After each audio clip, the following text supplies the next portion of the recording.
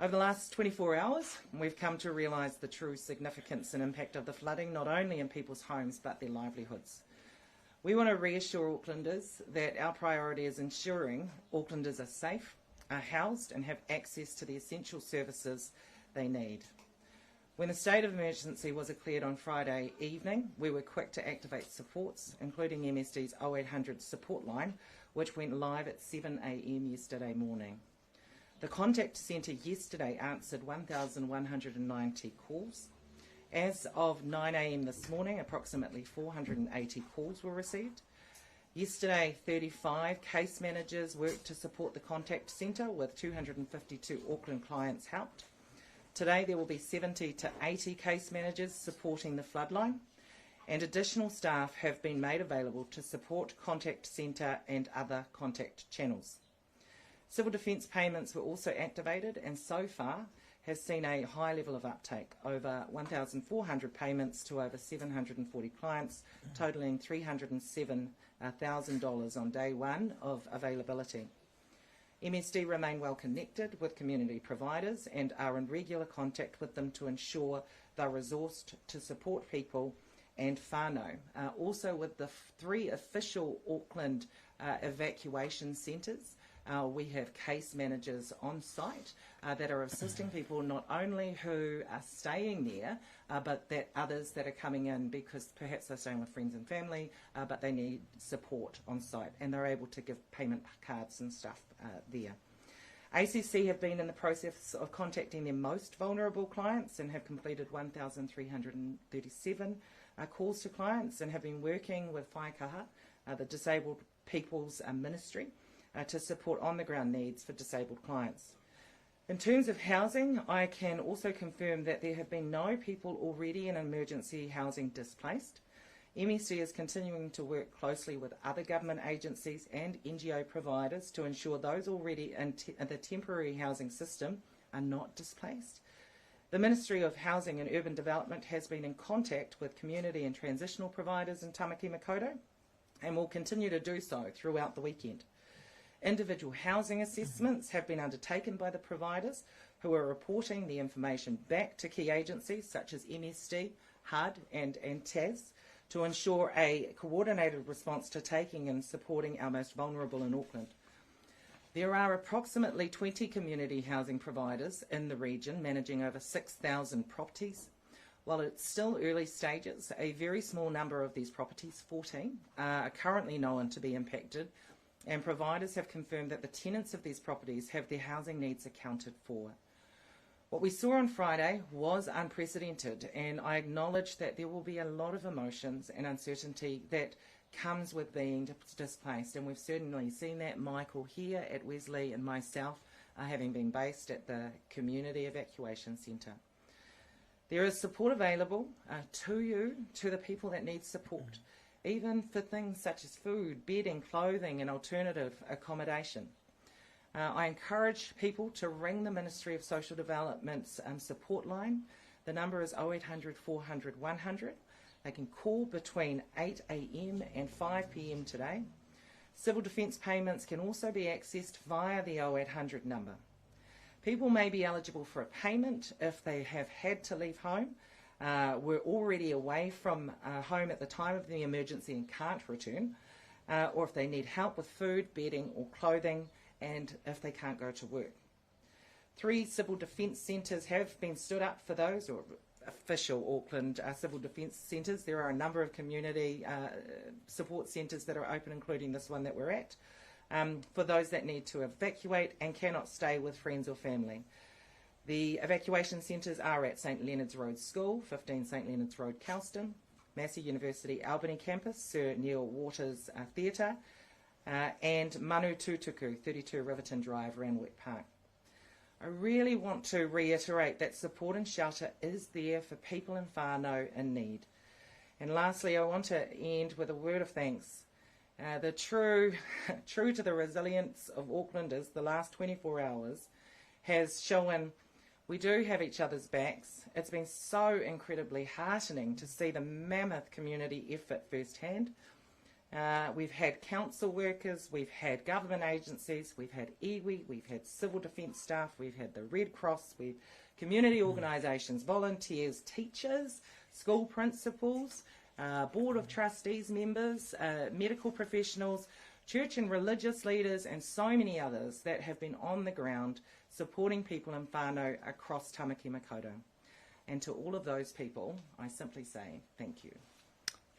Thank you. Well, thank you, Deputy Prime Minister. And can I say that even though it's under difficult circumstances, it's great to welcome you back here to Wesley, where you were living, where we first met about 16 years ago. I thought that today I would focus on some of the challenges and issues that we're seeing across the transport network and give an update on where we're at with some of those key corridors that people and communities are so reliant on. A high number of roads have been impacted by surface flooding and slips. While work to reopen highways in Auckland and Northland has occurred overnight, more slips have formed in the Waikato and Bay of Plenty region, forcing additional closures. Crews are working around the clock to assess and fix damage to the state highway network.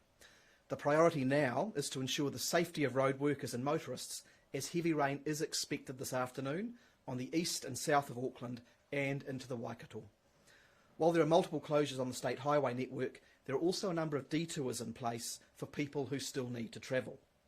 On behalf of Aucklanders, I want to extend my thanks to Waka Kotahi staff and contractors around the region and also in the Coromandel, Northland and Bay of Plenty, who have been out in horrendous weather at times, doing as much as they can to quickly reopen key connections for our communities around the network. I also want to thank all road users and local communities for their patience and understanding as we work through this. We can't help the adverse weather, but we can do as well as we can by working together, by being patient. That will help us to minimise those disruptions. In terms of some detailed information about critical roading connections, contractors have been working hard in extreme conditions to reopen State Highway 16. On one site alone on State Highway 16, they cleared away 48 truckloads of material where a serious slip had disrupted the road.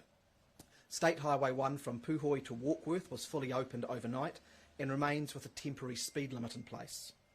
At State Highway 1, around the Lonely Track site, an overslip means that one lane southbound has been closed.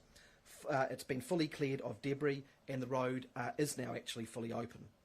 Flooding and slips are now clear on State Highway 3 around Tikawiti, and State Highway 25 Thames to Coromandel is now open under a stop-go, so if people can be particularly patient in that area.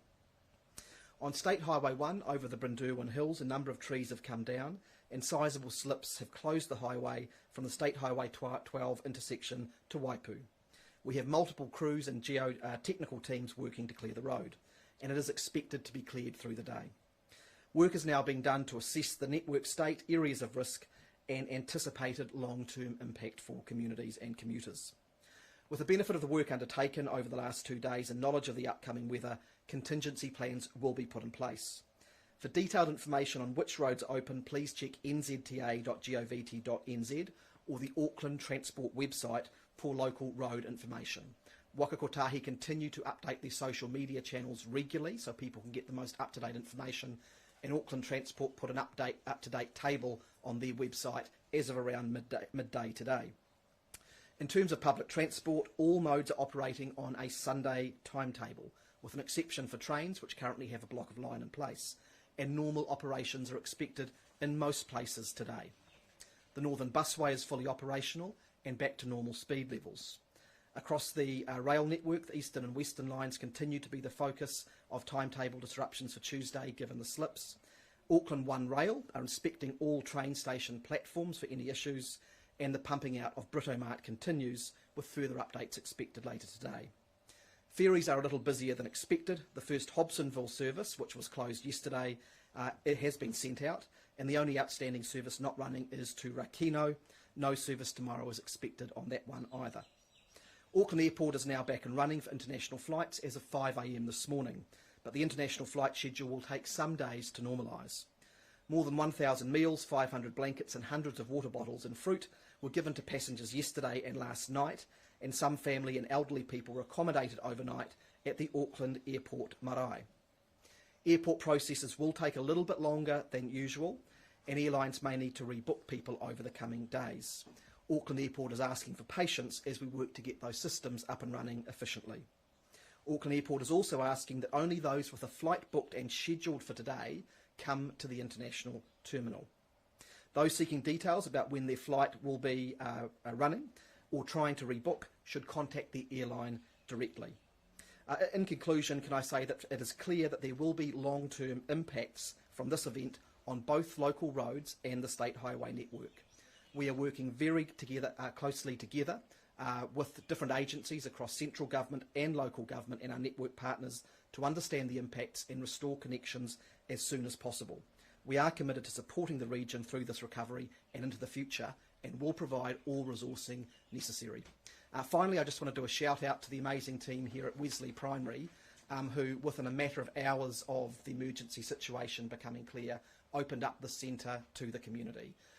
This site is emblematic of the spirit that has shone through this crisis in communities right around Tamaki Makaurau, Auckland, where community leaders and volunteers have just piled in and helped out people in their communities. We will stand by community leaders at centres like this and provide all of the support that we can to help people through this difficult time. And along with the Deputy Prime Minister, we're happy to take any questions now. Do you have the latest numbers on people who have been displaced from their homes? No, we don't. That is certainly something that we're seeking out. It's been a number that's been difficult to gauge, but what we do have are the numbers that I shared earlier with respect to those who have sought civil defence payments, those who have called in to MSD and are asking for help. We also, at the ground level, know the numbers that are coming through the evacuation centres that we are at, and so keeping an eye on what's going on the ground is really important too. Deputy Prime Minister, is there a plan in place for a sort of a longer term plan in place for those that are displaced with centres like this one? Students will be returning very shortly to school. What's going to happen then? Well, we've been working hard over the course of the last couple of days to put people in more secure housing, whether that be emergency accommodation or transitional, and to support people so that they don't need to stay in evacuation centres. We have had some success and will continue to work there. The difficult part of that has, of course, been that many of the accommodation options have been filled over the weekend. Hopefully that will reduce from tomorrow, and so that hopefully there will be more places available. It's just something that we've got to continue to work together on. Communication came under a lot of criticism on Friday. Do you think it has improved since then? Look, I can only speak to the coordinated effort that we're seeing on the ground. Social services, government agencies, health professionals, churches, everyone else. People are just rallying around to support their communities, and certainly what I'm seeing is a high level of coordination. It's not just about Auckland Council or government, it is about everyone coming together, and what I'm seeing is certainly in Kelston that's working. Same here. Well, look, I would agree with the Deputy Prime Minister's comments that what we've seen is that in a very quick space of time, community groups, government agencies and local government have had to come together, and they've had to work hard to get clear, good, consistent information out to communities, and certainly over the course of today I think that people have been seeing a good flow of information. Many people are concerned about insurance covers, and we just want to know, is there going to be any more help for them or provided with their concerns? That's certainly something that we're mindful of. I know that the Finance Minister and our Minister for Small Business have met with businesses and actually they're turning their minds to the insurance side of things with regards to how we can encourage that process along. Obviously there's nervousness for families when it is a long process and it takes some time.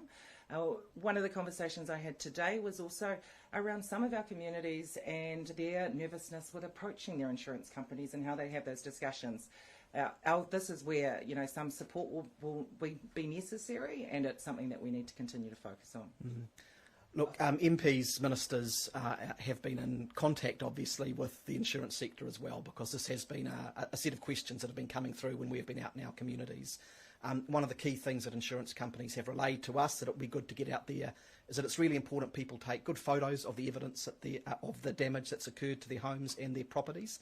That'll be really helpful it's understood that quite often people will need to get in there and get underway with cleaning up their homes. So take those photos, make sure you've got that on hand for dealing with your company, and do make contact with your insurer as soon as possible. There might be some delayed times getting through to call centres because of the sheer volumes, but please do reach out to those companies to begin the process. You said that government needs to meet, or Cabinet needs to meet to unlock more funding. When should we expect that meeting? Very soon. Very soon? Yeah, early next week, this coming week.